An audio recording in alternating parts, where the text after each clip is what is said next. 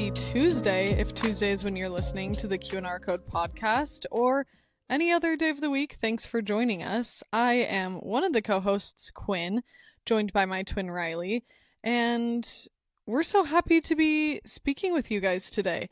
I want to first off say thank you for the reception of our last episode. I feel like every comment, whether it's, sometimes we'll get a Spotify comment, which I live for that, you guys. That's so fun. Keep doing that. But comments that you'll DM us, or you'll comment on TikTok or on our Instagram, it just means so much because it feels like the community aspect is coming to life, because of course Riley and I have each other that we are talking back and forth to, and that is great for us. But I just think taking it a step further and hearing from you guys, especially when we share something vulnerable and maybe a little bit, what feels like a little bit putting ourselves out there, it just means a lot to get the feedback that we do. So thank you very much. Every comment, I know it seems like such kind of a oh, does that metric really matter? Is that just a vanity metric or whatever? But for us at the stage we are with this podcast, it really just helps us feel like, okay, this is resonating with people. And so yeah, we're so grateful for that. And I have so much I feel like I could say going into this episode. Riley and I are going to take a bite out of the topic, which is TRADWIFEs, so stick around for that. But first, we're just going to do quick life updates. I feel like so much has happened in this week. Riley and I are now back at our own homes. Riley's still in Virginia, but I'm back in Colorado, and that's very bittersweet. It is fun for me to be back here, of course, because I get to be with all my animals, and I love my home and my life. So whether I'm with Riley or not, we're grateful because we love the lives we lead, but of course we'd rather always do it together. So it's so fun to get to join for the Q&R code and have a sit-down discussion with each other. A couple of things quickly. I wanted to tell you guys about my most recent read that actually we found at one of Riley's neighborhood little free libraries, which is this book, We All Want Impossible Things, a novel by Catherine Newman. And of course, when the cover art is cute, never hurts. But my mom, Riley, and I were all intrigued reading the back of the book because it's a story about basically life and love and death and grieving the death of a loved one and the awkwardness that is being part of the transition stage for someone as they're dying. So in this book, a friend is going through the terminal illness of their best friend, and I just thought it was really, really well done. I can't wait, Rye, for you and Mom to read it, and I think for Mom especially because of what she's been through with caring for our grandparents recently and losing her mom, and just there was so much light brought to it because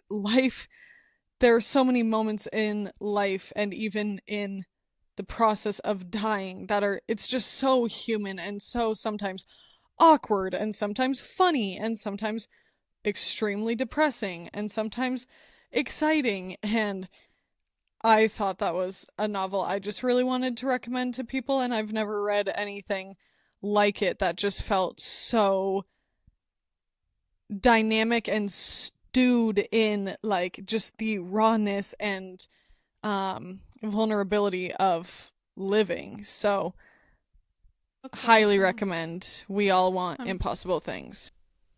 Yeah, I'm so excited to read it, and also I do think you deserve to give yourself a little shout out, a little props, so that you pretty much read through it in a day, which for anyone is a lot, but Quinn is someone that has felt like reading. I mean, you can speak to if you feel like this is more in the past or present for you now, but that like committing your mind to that can be really hard. It's not that you're not a very sufficient reader, because you are. I just remember ever since you were little, you were like, Riley, how do you read a page without thinking about other things? Like your mind was Yes. just so prone to wandering with that it definitely, I think, helps and is a big key, that it's something that like sucks you right in. But even with books you've enjoyed, you just have a very active mind, aka ADHD. But I Yes. think that's awesome that you plowed right through it. Yeah, I thought it was perfect because you and Brayden, when you dropped me off at the airport, were like, "What is your goal for your travel day today?" And I'm like, "Well, ideally, I will flip open this book and immediately be captured by it and read through the whole thing. That is the goal, but we'll have to see." Because even though for me, a travel day is a great opportunity to read, sometimes I'm like, gosh, I wish I could get myself to focus on this, but whether it's I'm now so sensitive with nausea, like sometimes even on the plane, I'll just be my eyes can't focus. I just feel shitty and um or if it's not really capturing me and there's noise around, like I'm so sensitive to if I am hearing something while I read, it can be really tricky for me to focus. I do feel like I've built the reading skills a lot since maturing into an adult, and I have trained my brain a lot better. There were definitely times my brain was still straying that I would be like, okay, let's go back to the top of this paragraph. But yeah, I finished it all minus 10 pages over my flight back home. So that definitely says something about how compelling the book was, and thanks for the shout out. Absolutely. I am excited to get back into my reading grind because I'm reading a book I really like right now. It's Intermezzo by Sally Rooney. But with you guys in town, I was obviously just so deep in girls' time that I was not really reading. We looked through some of our like coffee table books and stuff together, but I'm Which was excited so to. fun. I So loved that. fun. And I thought it was so fun. We've obviously talked in the past couple episodes about some more art history things and reading about art. And in that book that we spent a lot of time with my mom, Riley, and I reading, which was the Architectural Digest coffee table book. It's obviously so fun to look at, beautiful pictures like that, but also reading the excerpts, like truly art history, learning about art history is how I best understand history in general. And going to college, Same. the first art history class, right, that we did together with our beloved professor that I am like, you could be the godmother to my children. I love her so much. Um, not that she feels that closeness with She's like, me, I but do she's not like, no. reciprocate. But I'm like, please. It's That funny is about truly how those I first relationships. understood like American history and world Yeah. history, was being like, oh, connecting these dots. Yeah, it put it into context so much. We're like, okay, now I actually know like the line of these events, but also it is so funny about those relationships where there's kind of like a one-sided intimacy. That just struck in me what I said about the godmother thing, that I'm pretty sure I said something like that. I'm trying to remember. It's like you know when a memory is right at the tip of your brain that you're like, I think this is what happened. Is I think I joked about that with my therapist, and that she's like, "Oh," and I'm like, "I'm actually legitimately kidding, but I do think you're that awesome." But I'm sorry if that was like awkward for me to put you in that position of being like, "Ah, yeah," and I'm like, "Wait, no." Uh, uh, She's like, uh, please don't try to create a personal relationship with me. yeah. But at the same time, But a she's therapist, like, again, is like the most personal relationship. So you're like, I'm sorry, inevitably I feel that way. I talk about that with Brayden a lot, becoming a doctor, like, especially someone's primary care doctor, that they might see for years, and for you, that feels very vulnerable and very personal. But for the doctor, they're like, I have to keep a professional distance from you. And so you might think, oh, yeah, we're friends. And you see the doctor in the grocery store, and they have to, because of their job, they have to act like that. They don't really have that relationship with you because it's only through the context of something that is like private and protected by Yeah. HIPAA and whatever. It's just interesting. Which is why I will gregariously say hello to my providers. And I'm like, I know you're not supposed to approach me. I will approach you. Dap it up. What's up, homie? Did you have another update that you wanted to talk about other than your book? Just one quick other media update is that I started No Taste Like Home with Antoni Oh, yay. Porofsky, who is Hot. hot, Sorry. first of all. Second of all, the food guy on Queer Eye, if you guys aren't familiar with him just from his name. He is so awesome. Like, I just genuinely have always, from season one of Queer Eye on, been like, you are awesome. You connect with people so well. Just a genuine, such cool person. And so back to the Netflix lore, now that I'm back away from my mom and Riley, once again, do not have access to Netflix. And Sean and I were trying to watch a show. We started watching, I think it was called like How I Escaped My Cult. And within Jeez. 20 minutes of that, I was like, no, less, definitely less. I was like, I'm sorry, I can't do this. It was about a what's his name? Tommy Alamo or something, who is a cult leader that Tommy Bahama? no, I might be people might be like, the fuck are you talking about, girl? I know his last name was Alamo. I think it was Tom or Tommy. Um anyway, Super well child versed in the cult predator, leaders. Oh, made made children his wives, and as you can imagine, did disgusting, horrible things that I just was like, I am sorry, I can't watch this. Even though it's so amazing and vulnerable that people are sharing their story, and I think that that's worthwhile. That was too extreme for me to watch. So we scrolled on, and I saw No Taste Like Home on Hulu, and of course, the first episode with Florence Pugh, I was like, ugh, you I sold me love with her. that. She's so gregarious. She's so nice.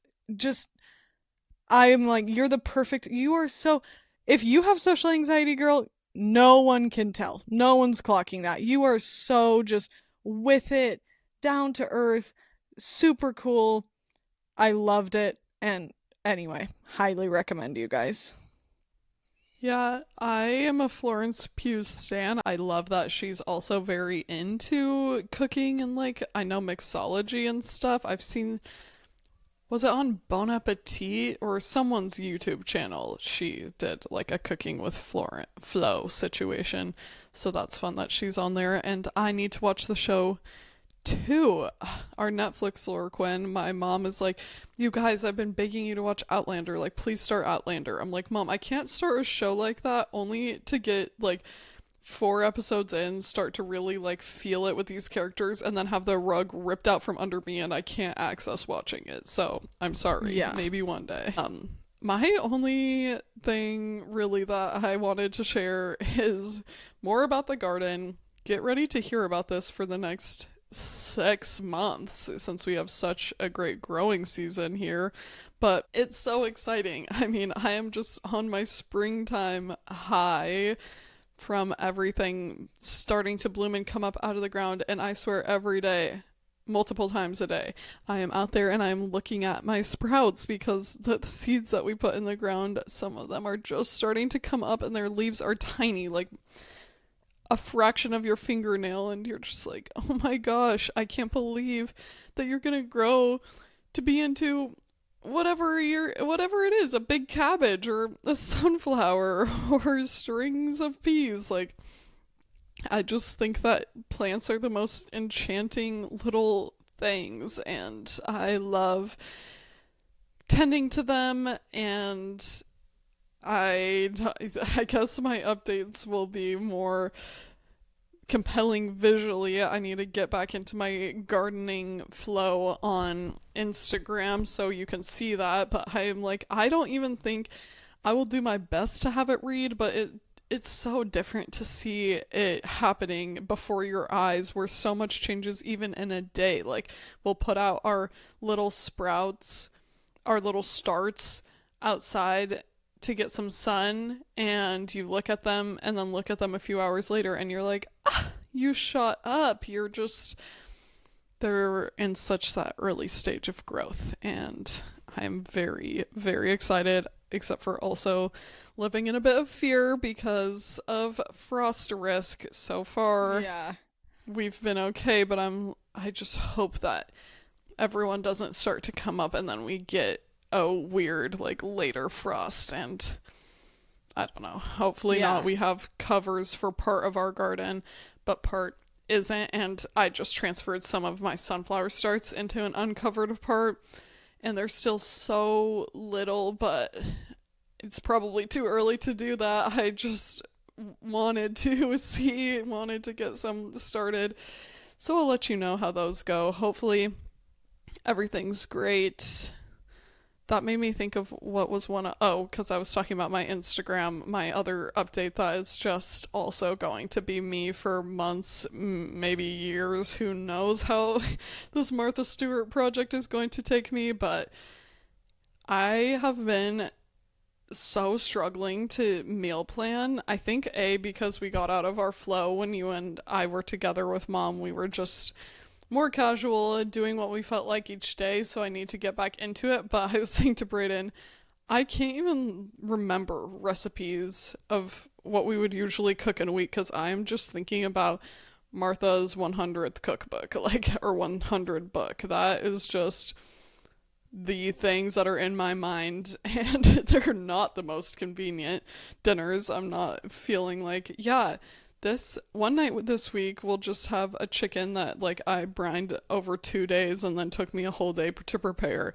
Then I'll shuck some oysters and do oysters Rockefeller. Like they are not really just your weeknight meals typically, but they are what is floating around in my mind because I just spent so much time looking through it and planning and using that cookbook. So I hope that this series just I can get into my flow more for it to read as compelling as it feels because I really am putting myself like into the mindset, into the mode for my project.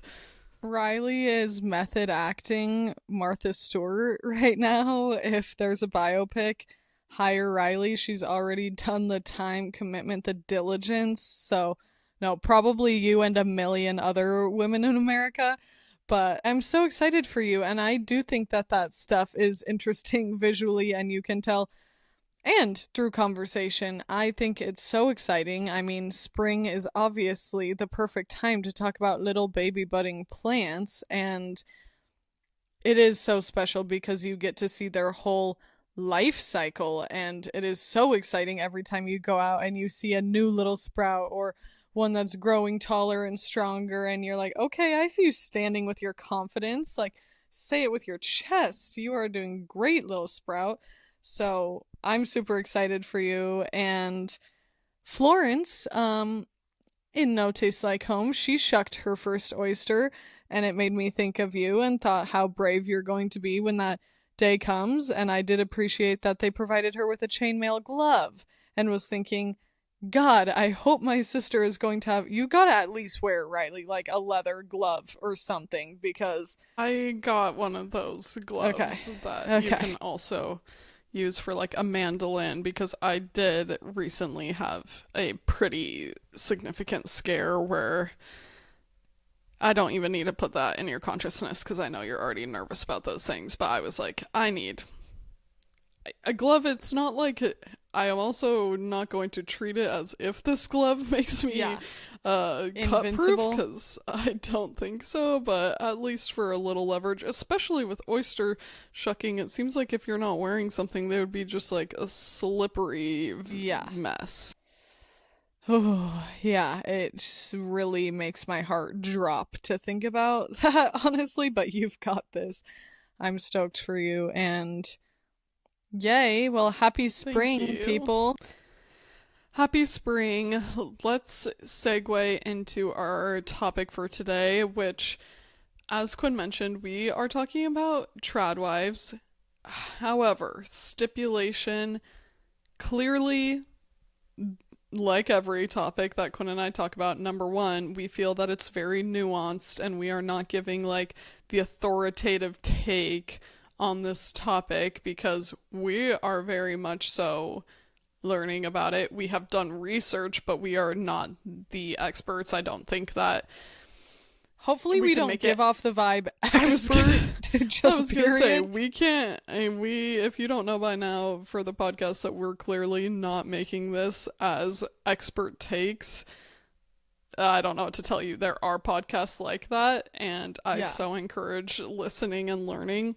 We are an opinion based Yes. podcast that tries to come at things fairly, but we also just couldn't even possibly like cover the things that there are to talk about, even if we did a 5-part series. It's just we want to be bringing up relevant things that have been in our lives and in the zeitgeist recently. And I was saying to Quinn, I just feel like I can't escape tradwives as a term, their content, whatever. And so I'm sure that a lot of people have been feeling the same. And it's not even that I would want to escape it, it's just worth talking about because a lot of us are experiencing that content. And I think that it is fun to talk about, but it's also sensitive because these are actual like people and their lives, not only the tradwives, but people that feel passionately one way or another. I'm thinking more of the people that are not appreciative of this content. I know that that also comes from like your own life experiences where you do feel like there is actual harm caused, even if, say, Quinn or I say about something, I don't feel like that's directly harmful. That is our experience, and it's okay if other people take it differently. It's complicated, it's nuanced, but it's also interesting and worth exploring. We are just conscientious of not wanting there to be like a hurt feelings, bad vibes thing on this podcast because that's not what we're Yeah. here to do. Yeah. Also, just in case anyone doesn't know the lingo, trad wives is short for traditional wives, and it really has become a hot topic on social media the past couple years, but I would say 2024 was really where things kind of broke the internet with the tradwife phenomenon. Um, but I was I feel like listening. the pandemic like kind of sowed the Yeah, ground for it, yeah, and then the seeds and fully realized plants have been last year and like the year before. I feel like it was only a couple years that I started really like hearing that term referring to this sort yeah. of content and whatnot. And I think that it's as prevalent and uh, it became as much of a hot topic as it did because a lot of these, whatever you want to call them, content creators, influencers that are tradwives have hundreds of thousands, if not millions of followers. So it gives a lot of food for thought, things to think about. Um, and yeah, I definitely echo what Riley said and think it's just important for us to I think it's important for people to be able to claim an opinion and share and say like I have a stance and not just be like, "Oh, well, I don't want to say in fear that I get it wrong, but this truly is a topic for me that I feel really that there is a lot of nuance and that it is a sensitive topic because it's real life people and women that are putting themselves out there on the internet. And I know there's a lot of privilege that comes with being an influencer. There's also a lot of drawback and a lot of seriousness. And I think it's really, again, it doesn't excuse you from doing something wrong at all, but I think it is very brave to put yourself out there on the internet. I think it comes with a lot of scrutiny, a lot of harshness, a lot of judgment. And I was recently listening to an episode of Anything Goes by Emma Chamberlain, and she posted her podcast episode was about the terror surrounding the permanence of the internet, basically, and how she has gone through waves of being able to actually be herself on the internet and then facing so much fear with backlash and with cancel culture, and just having herself, of course, just absolutely torn apart, from her looks to her personality to her status to, you know, all of that, how she really pulled back and stopped feeling like she could be fun and share honestly, because she was so worried about putting her personality out there that she would just be canceled, or, just have character assassinations. And I Also, think, clearly, we post stuff on the internet that it's like, I would want someone to remember that I'm a person yeah. before making comments as if they like understand me and my whole life and my viewpoint and things. Like, it's clearly, a lot of people say if you're posting it, like, you're opening yourself up for comment on these things, which, okay, but also clearly, just because I might post a photo of myself on the beach doesn't mean that I want someone to roast my body, and that happens on the internet. So you're not really always opening that door that people assume is open just because you're on the internet. If you're off it altogether, okay, that's one way to do it, but let's be very honest, not most of us don't want to have to completely unattach from this very huge part of today's society. And I think there are such immensely powerful things about putting yourself out on the internet. And I know that I so enjoy being able to consume content from people who I resonate with, or even consume content from people that I'm like, oh, yeah, maybe that does not resonate with me, but I'm seeing a different point of view. And I think that that's a valuable thing as well. And one thing with Gen Z that I can critique is the seriousness of the like all or nothing, where one day it'll be all for this person and then one comment is made and it's like we are anti them, we are canceling them.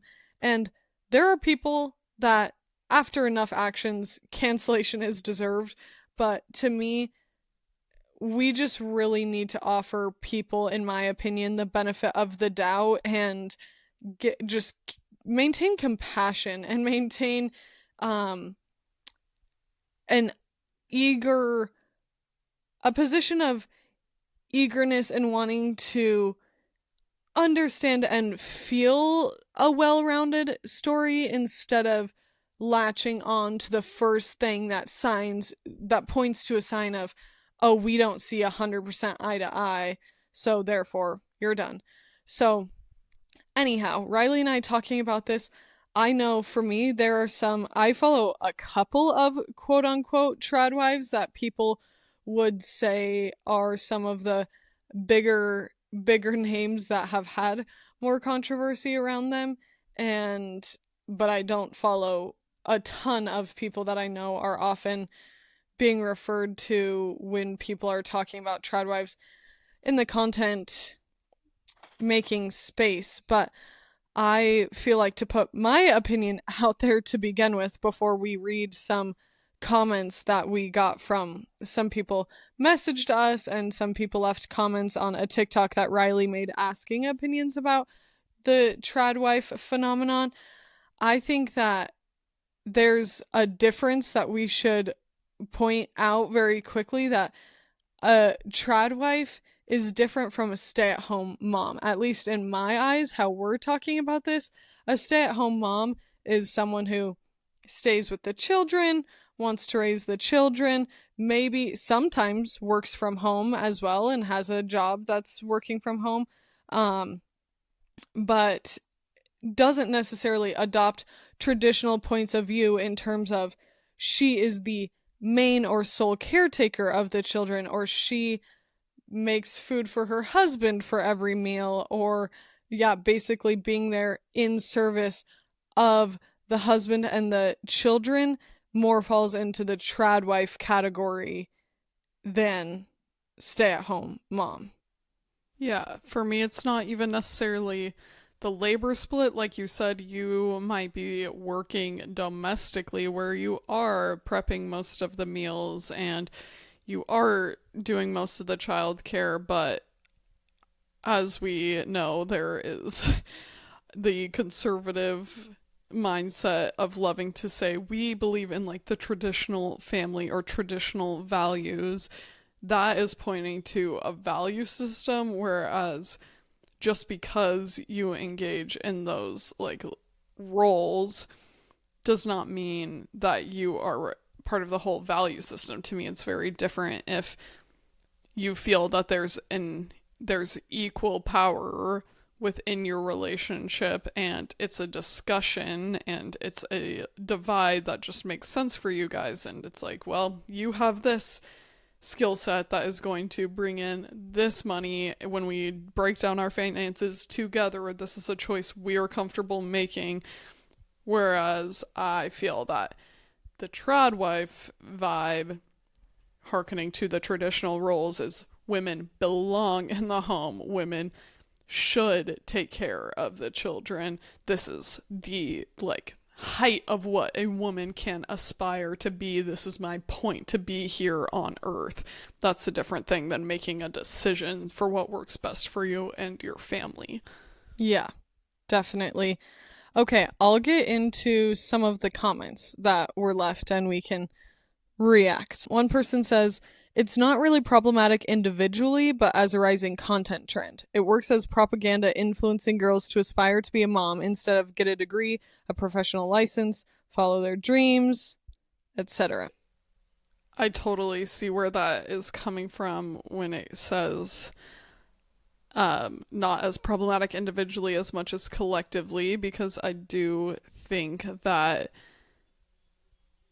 now that it's such a trend that it's snowballing a lot, it definitely is more of a movement, kind of like anything. If it's just one person shouting their ideas, that doesn't have nearly the impact as 3,000. And so it is more, to me, deserving like really investigating and looking critical into, because it has become such a wave. I Yeah. also think that for some people it is their dream and it totally is what they aspire to in the world, to just be a stellar mom. Partner loves doing that domestic labor, and I don't think that dream should be minimized any more than it's glorified. I think that it should be on an equal playing field, that if that's what you're doing because it's what you feel committed to, that's just as valid to me as going to university. But it's tricky to find out when that is the situation, because if you were fully raised, socialized in the context where you were taught that that was your biggest aspiration and dream, then you weren't really given a fair shot to have your own dreams and ideas to go out and, do something in a different space. So again, here I am with a yes and no answer, but I think if that is something that you thought, oh, I have the opportunity to go down this path or pursue this other thing, and I believe in myself and my capability to do that, this is my choice. Of course, I want women to feel empowered to make the choice that works the best for them. However, we don't exist in a vacuum. I know that you don't just get free will without all the other pressures and socialization coming with it.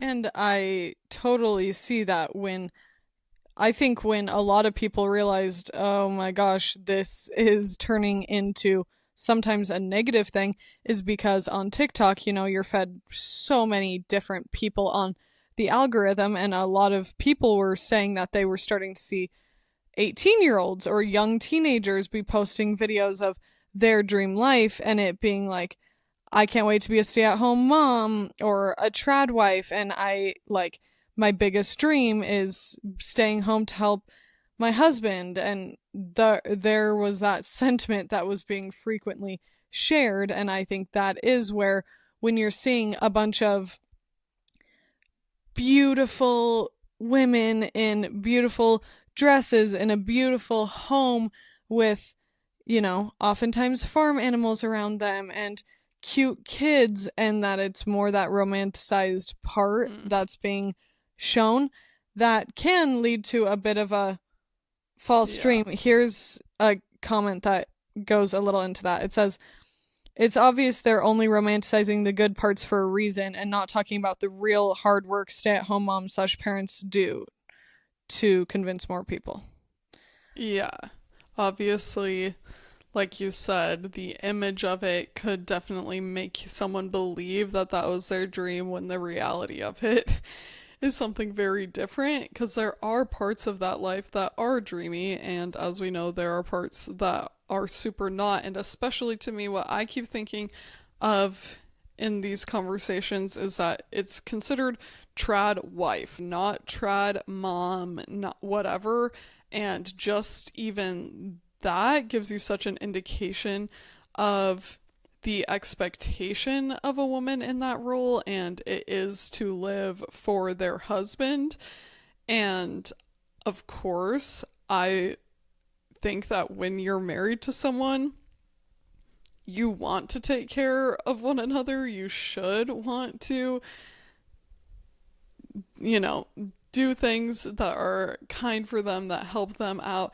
But we know that we are living in a patriarchy that has not equally valued women and men, that women are still fighting for equal pay, equal rights, rights over their own healthcare decisions, etc. So I think the positioning of it as wife first is something that I am particularly sensitive to, don't prefer. I do not want to be measured in terms of how much of in service I am to my husband, even though he's someone that I love very much, want again to build up, want to support him, want to do all those things. But I kind of lost my train of thought on exactly the comment that you read, because I just really grabbed on to that side of things. That is where a lot of the discussion for me is thinking about the patriarchy and also some traditional Christian values that I also am not super qualified to go into. Not someone that spent a lot of time really understanding the theology of Christianity, but I know that I have heard that sentiment echoed from people from high demand, like Christian sects as well, that it's like really thought of as you should serve your husband first and then your kids. Well, yeah, I mean, something I guess I didn't mention is that in my life update that Sean and I watched the Devil in the Family, I forget if it's called the Fall of Ruby Frankie or something.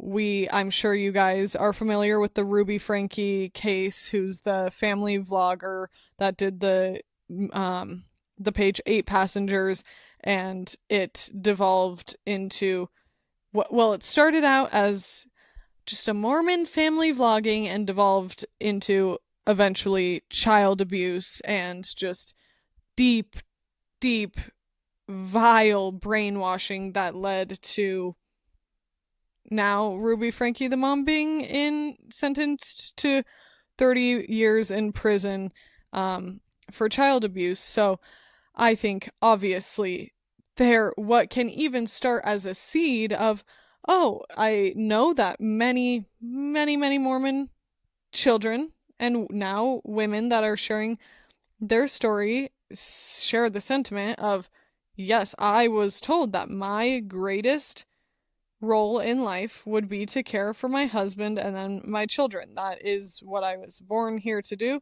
So that shows where planting that seed in children's head, a whole lot of oppression comes from that, and it can devolve into something even worse, even though just the misogyny and the oppression of women is bad enough as it is, without it devolving into a story like Ruby Frankie's. But I think, okay, segue. Riley and I, in our last episode, talked a lot about our frustration with men, and we didn't really start off the conversation by giving a huge, like, hey, but just know that what we think about men, we have so many men we love in our life and we respect so many men. We didn't really condition it like that. And I feel like that is obvious, but right now there is this feeling of, oh, so many women are man haters and people are just man haters, and now men are actually the most vulnerable group on the planet because of this rise of the man hater, which is so wild and crazy. But obviously, Riley and I are both women married to men that we think very highly of and love. And something I shared on my Instagram is that I've been making, like, when I left the homestead for a couple of weeks, I prepped things in order to get my life in order and to help my husband. And I will be honest, which maybe this is the most hot take from me, because as you guys know, I am on the side with women. I am a woman who cares so much about women's rights and putting an end to misogyny and confronting the patriarchy. And I also did have a moment of like, oh, me sharing on social media that I did something like prep food for my husband that I left in the freezer. I had a moment of pause being like, I feel like I really have to explain myself for people to see that I am not being like, oh, my duty is to make sure that my husband stays fed and cared for even when I'm away on vacation, because that is not at all how I feel. How I feel, like what you had said, is that we're in a partnership, that I care about our workload being shared and split, and I felt called to help Sean prep in a way because he is managing a homestead with a ton of animals that takes and a full-time job, and I'm going off on something that is going to be much more of a vacation for me. So I felt like it was something I wanted to do, was just help him be a little more prepared for what was going to be a very intense couple of weeks. That I know if the shoe Mm-hmm. had been on the other foot and I was leaving, or I was You would staying have at home, really appreciated that. yeah, I would want Sean to think of me. How can he do his best with the time he has before he leaves to help me feel prepared for what is taking on a huge workload? Mm-hmm.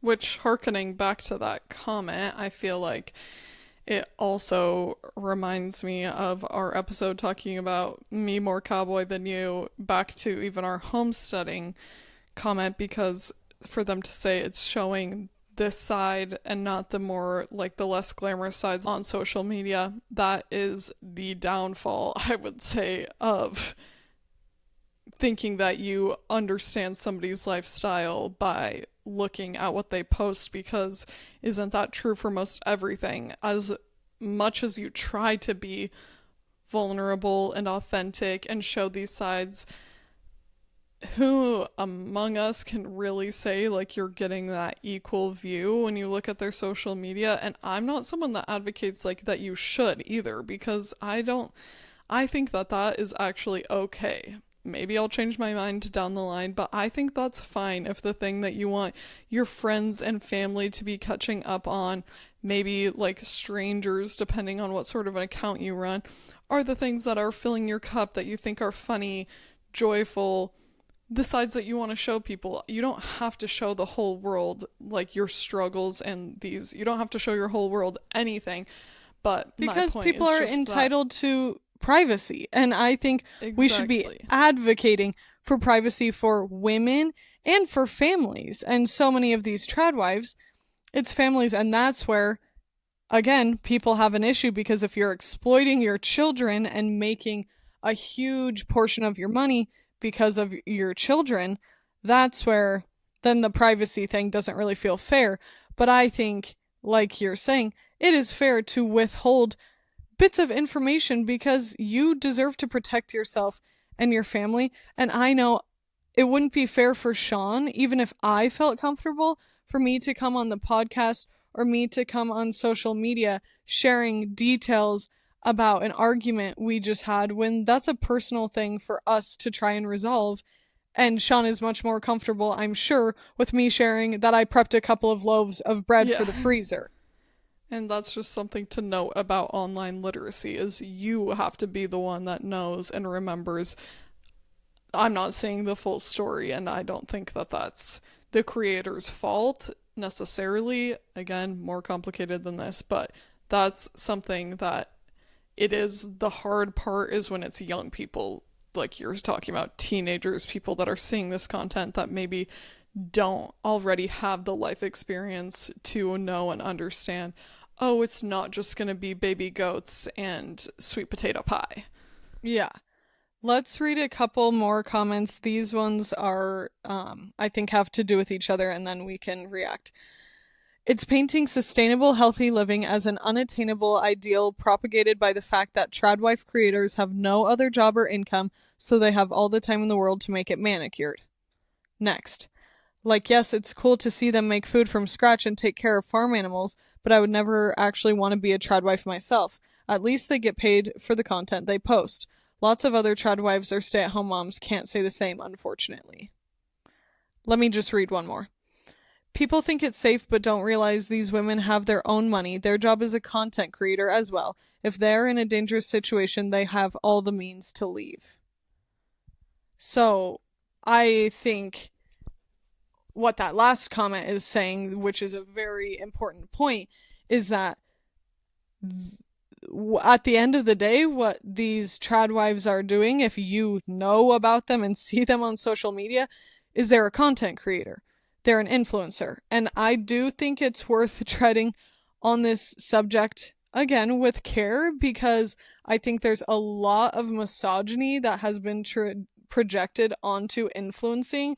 And I don't think that that should be just torn apart as a whole. I think everything deserves dissecting and thinking critically about. But women that are traditional wives or that have maybe been influenced to become more of a tradwife from social media might not go on to have the presence that the big tradwife content creators have that have the financial security because so many people's concern, it seems, with tradwives is okay, well, if your husband is the sole earner, then we're scared for you. We're worried for you because oftentimes men who assume my wife owes me breakfast, lunch, and dinner, my wife owes me the care of the household, my wife owes me the care of the children, can turn into abusive situations. And there are so many women that have been in a position like this that they've assumed those roles and duties and that they feel like they cannot leave an abusive situation or even just a situation that isn't right for them and their kids because they don't have any financial support.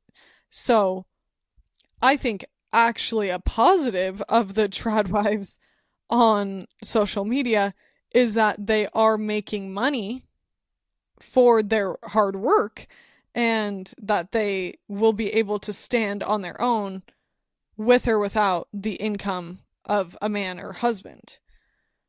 Yes, I think that it's a cool opportunity that this domestic labor can earn an income when we know it usually wouldn't. And I also think that that can be really rewarding for the individual, because women are taking usually the majority of the mental load in the relationship as the mother, whatever, as well as often a grand majority of the physical load, and it's not rewarded with an income and it's not thanked.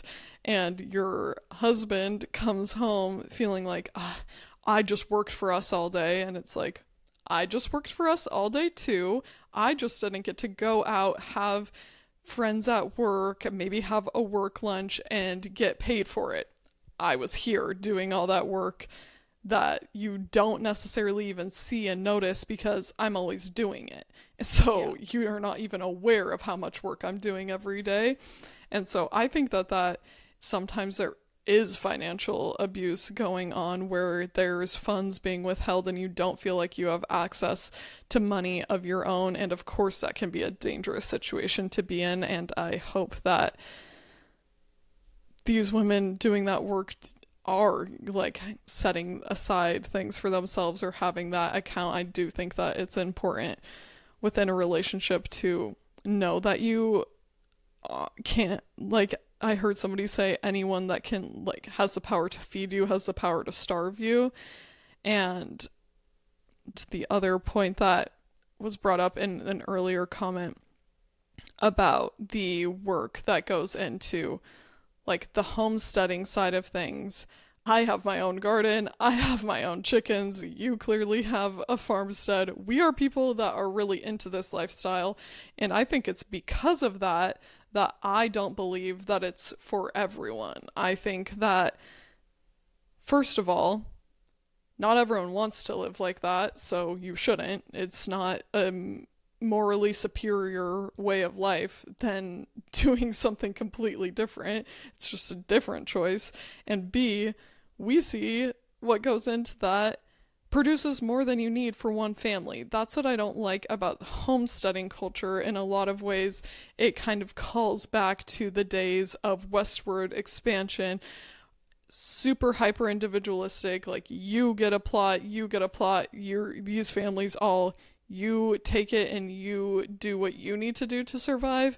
And actually, even just from a backyard garden, you produce way more food than you need to eat. Our neighbors share their greens with us all the time. We share bread with them. We can share eggs back and forth, whatever. Not each person, each family should have to do that for themselves. It's why community is so important, because you might be the guy that's the leather worker. So say you're the hunter, you can provide some of the meat, that person can work the leather, you don't need to know how to do both, and then you're the gardener and you handle whatever, you're the banker. Like, I think that there's a reason for different people to have different roles and not for you to feel like everything has to come from you and your family unit. I don't think that's sustainable, and I don't think that it's realistic, and that leads to burnout. Like, even the pressure of the toe I have in the head's homesteading space, sometimes I'm like, these videos, I also do think that they're made to kind of get a reaction, but it's like, my husband said he wanted some cookies today, so I started by harvesting the sugar cane. And it's like, bitch, I'm not going to be making my own sugar for this recipe. Thank you very much. That's just not me. That's not my role. But I'm the type of girly that's like, hey, I might want to make my own butter if I had the situation with some cream, just because Yeah. I would be curious. Is this going to be so delicious? And I have a KitchenAid. I would whip that up just to see, but it's not morally I'll superior to melt the butter that someone else might get. I'll melt down my own crayons from a batch of crayon butts and make it into a butterfly mold, but I'm not about to go figure out how to make the goddamn wax.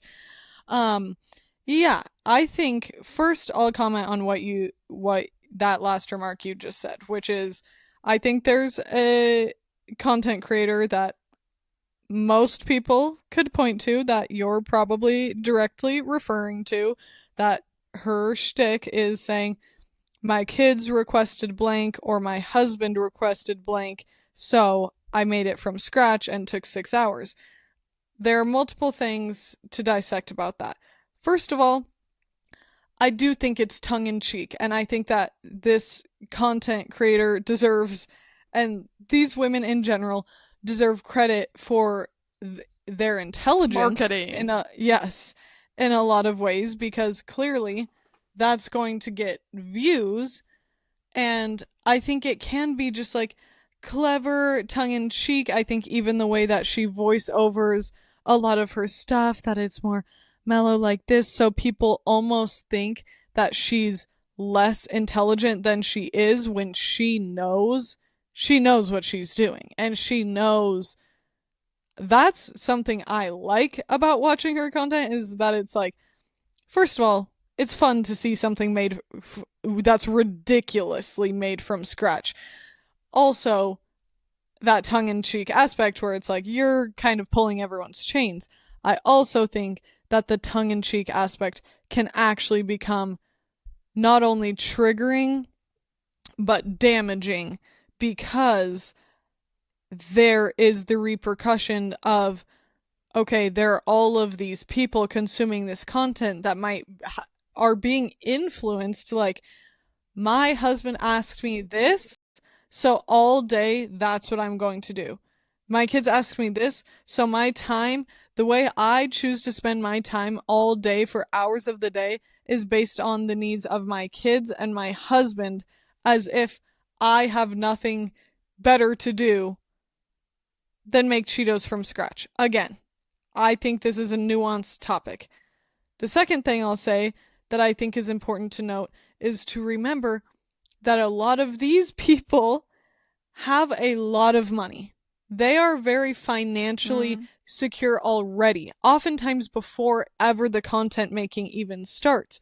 So it is rarely brought up, and I credit the people that do bring it up, that their kids have a nanny or two nannies, or their mom, their grandma, the kid's grandma, stays with them for hours of the day or takes them often. I think that needs to be acknowledged, because a lot of people from the outside looking in are thinking, wow, this is a Wonder Woman who does it all. I want to be the woman that serves for everyone in my life, without realizing these people have the financial resources to outsource care, and to outsource their laundry being done, and to outsource the house being cleaned sometimes. There's a million different ways that money is power. And I think to someone that's just an everyday, like for you and I, for example, again, that we could go so deep into the farm and agriculture side of this, and I think that that is an area where the backyard chickens can devolve into something more problematic. For us, we're people that Cover your ears, girls. that every day we are doing that work ourselves, and it is small fish compared to what farmers and ranchers are doing daily to make food for America.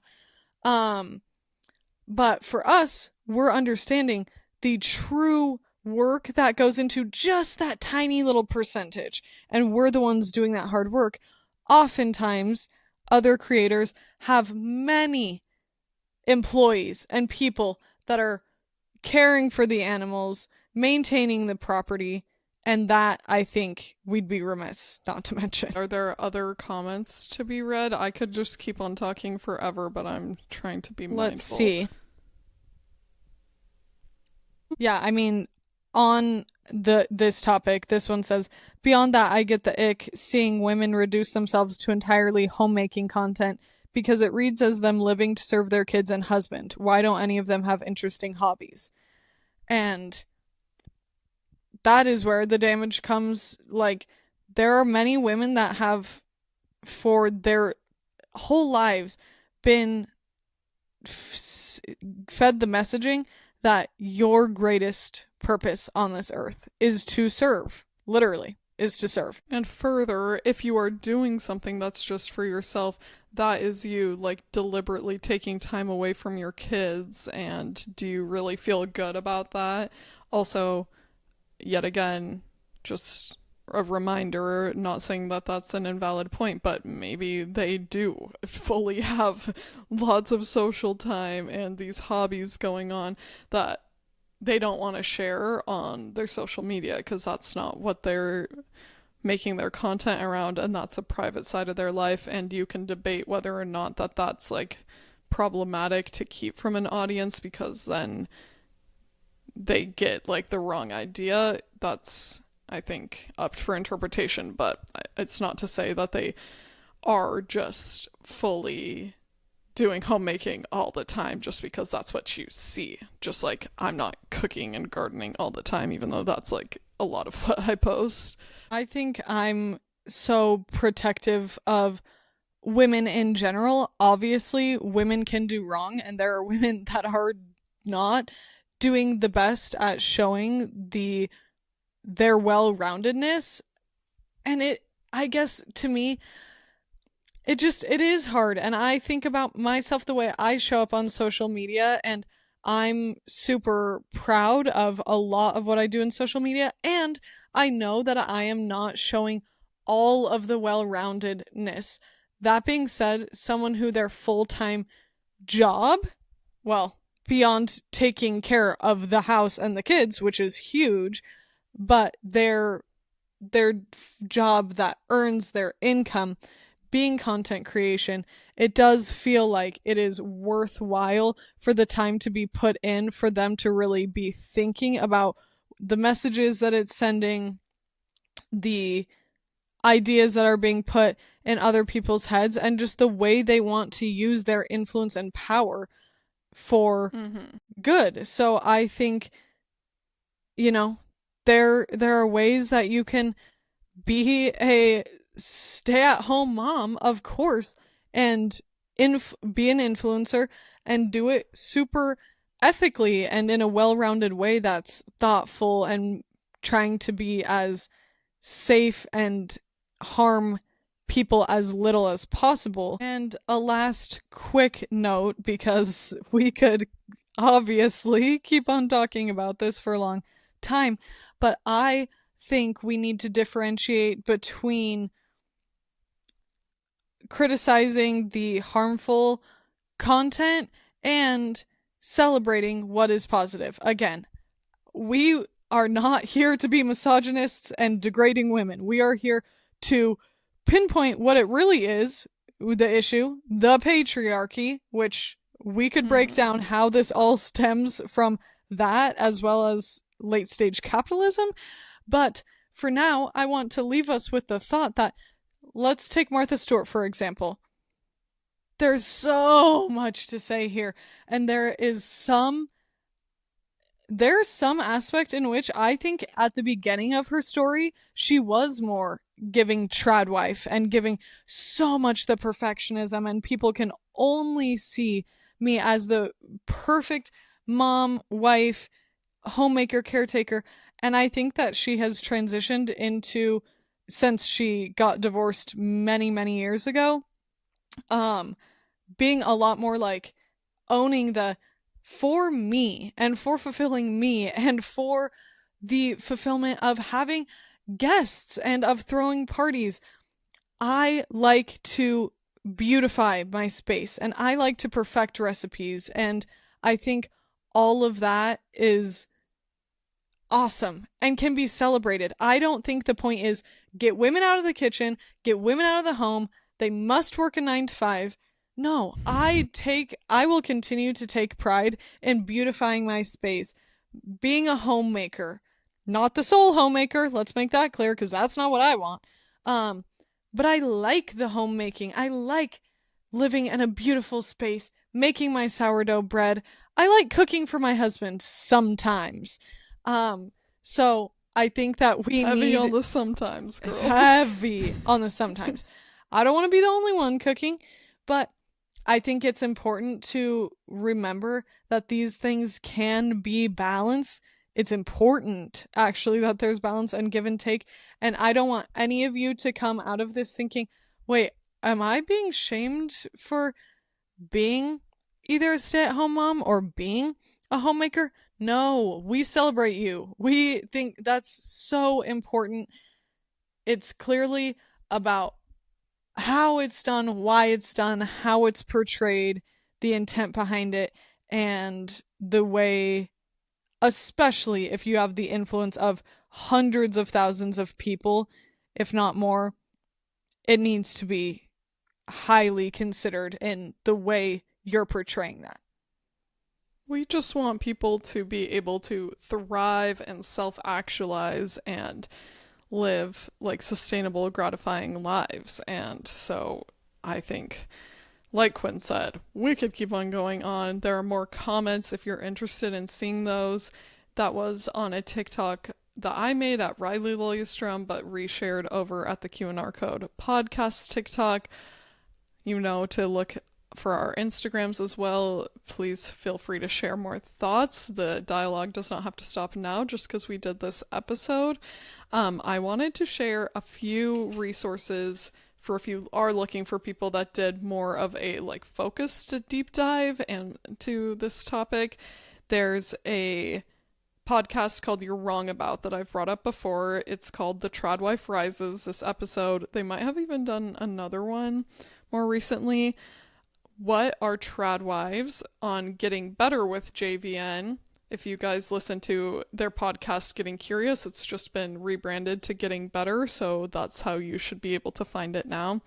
And I also watched a YouTube video called The Rise of Conservatism in Gen Z by Madison Brown. And I do think that Matt Bernstein over on A Bit Fruity has covered this topic as well. There's no shortage of people that are interested in diving into this topic, and clearly we're one of them. Thank you for giving us the space and opportunity to explore this today, and as always, we are just grateful to have you around and to build community with curious people like yourselves. You can also watch us on YouTube if you're a visual podcast person at the Q&R code as well.